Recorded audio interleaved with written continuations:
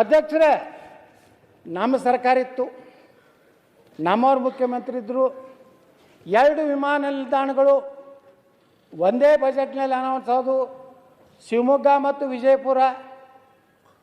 ಶಿವಮೊಗ್ಗಕ್ಕೆ 450 ಕೋಟಿ ರೂಪಾಯಿ ಕೊಟ್ಟರು, ಬಿಜಾಪುರಕ್ಕೆ 200, ಒಂದು ಸಣ್ಣ ಡಬ್ಬಿ, ಒಂದು ಇಂಥ ಅಳಗಾಡು ವಿಮಾನ.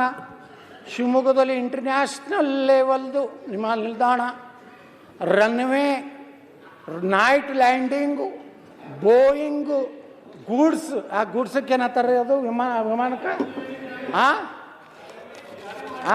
ಕಾರ್ಗೋ. ಬಿಜಾಪುರಕ್ಕೆ ಏನೈತಿ, ಒಂದು ಸಣ್ಣದ ಗಡ್ಡೆ ಹೋಗಿ ಡಬಕ್ಕತ್ ಬಿದ್ದು ಯತ್ನಾಳ ವಿಮಾನ ಪತನ, ಯತ್ನಾಳ ಮೇಲೆ.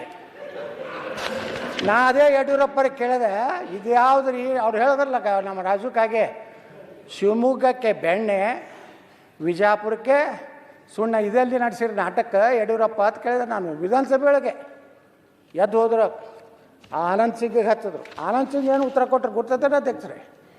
ವಿಜಯಪುರದ ವಿಮಾನ ನಿಲ್ದಾಣದಲ್ಲಿ ಹೈ ಟೆನ್ಷನ್ ವೈರ್ ಇರೋದ್ರಿಂದ ಉದ್ದಾದ ಒಂದು ರಸ್ತೆ ರನ್ವೇ ಮಾಡಲಿಕ್ಕಾಗಲಿಲ್ಲ. ಅಂದೆ ಹೈವೇ ಟೆನ್ಷನ್ ಕಿತ್ತು ಹೊಡಿಯಪ್ಪ ಕಡೆ, ನನಗೆ ರನ್ವೇ ಮಾಡುತ್ತಾರೆ. ಜಗಳ ತೆಗೆದೆ. ಇವತ್ತು ನಮ್ಮ ಬಿಜಾಪುರದು ಮುಂದೆ ಸೋಮಣ್ಣ ಬಂದ್ರೆ, ಇವತ್ತೇನು ಕೇಂದ್ರ ಮಂತ್ರಿ ಬಂದು 200 ಕೋಟಿ ಕೊಟ್ಟರು. ಶಿವಮೊಗ್ಗ ಈಕ್ವಲೆಂಟ್ ಬಿಜಾಪುರ ವಿಮಾನ ನಿಲ್ದಾಣ ಆಯಿತು. ಅದು ನಮ್ಮ ಹೋರಾಟದ ಫಲ. ನಾವು ಬರೀ ಅಂಜು ಕೂತಿದ್ರೆ ಭಾಳ ಉಚ್ಚಾಟನೆ ಇನ್ನೂ 10 ಸಲ ಮಾಡಲಿ, ನಾನೇನು ಅಂಜೋದಿಲ್ಲ. ನಾಳೆ ನೇರವಾಗಿ ಜನರಿಂದ ನಂದೇ ಪಕ್ಷದಿಂದ ಬರ್ತೀನಿ, ಅದು ನನಗೆ ಭಯ ಇಲ್ಲ. ಅದಕ್ಕೆ